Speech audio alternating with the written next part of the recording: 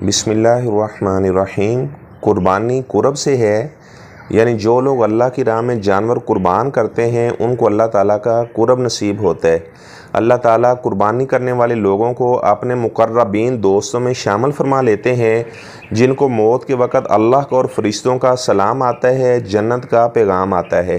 تو اگر آپ کے پاس وسعت موجود ہے تو آپ ضرور قربانی کریں، خوبصورت جانور کا انتخاب کریں، اور قربانی کے لیے جانور خریدتے وقت چند باتوں کو آپ مد نظر رکھیں۔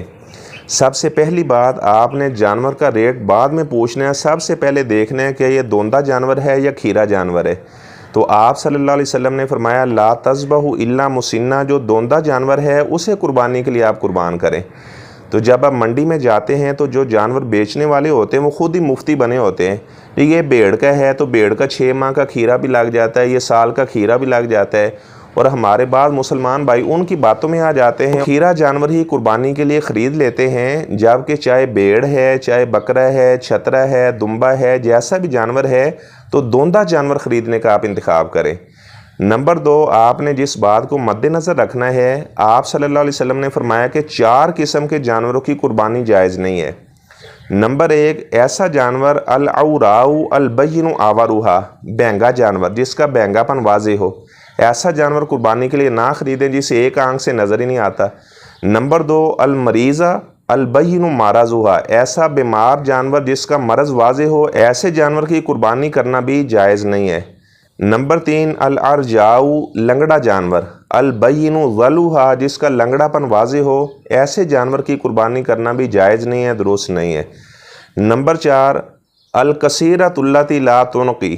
ایسا کمزور اور نحیف لاگر جس کی ہڈیاں واضح نظر آ رہی ہیں اور وہ بیچارہ چلنے سے عاجز ہے اور آپ نے اسے قربانی کے لیے خرید لیا ہے، تو ایسے جانور کی قربانی کرنا بھی جائز نہیں ہے۔ یہ 4 قسم کے جانوروں کے بارے میں آپ صلی اللہ علیہ وسلم نے فرمایا کہ ان کی قربانی کرنا جائز نہیں ہے، درست نہیں ہے۔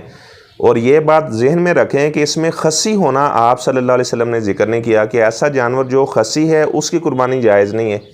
بعض ایسے لوگ ہیں جو طائفہ منصورہ اور اہل السنہ والجماعہ کے موقف سے اختلاف کرتے ہیں، حالانکہ وہ خود گمراہی کے راستے پر چلنے والے ہیں، اور وہ یہ فتویٰ دیتے ہیں کہ خصی ہونا عیب ہے تو لہٰذا خصی جانور کو آپ ذبح نہیں کر سکتے، جبکہ آپ صلی اللہ علیہ وسلم نے 2 مینڈے ذبح کیے اور دونوں خصی کیے ہوئے تھے۔ آپ صلی اللہ علیہ وسلم نے جن عیوب کا ذکر کیا کہ ایسا عیب دار جانور نہ خریدا جائے، تو اس میں آپ صلی اللہ علیہ وسلم جانور کے خصی ہونے کا بھی ذکر فرماتے کہ ایسا جانور جو خصی کیا ہوا ہے اسے بھی قربانی کے لیے نہ خریدا جائے۔ تو جب کہ آپ صلی اللہ علیہ وسلم نے اس بات کا ذکر نہیں کیا، اور دوسرا آپ صلی اللہ علیہ وسلم کے عمل سے بھی ثابت ہے کہ آپ نے 2 مینڈے ذبح کیے تھے جو بڑے خوبصورت تھے اور دونوں موجوعین خصی کیے ہوئے تھے۔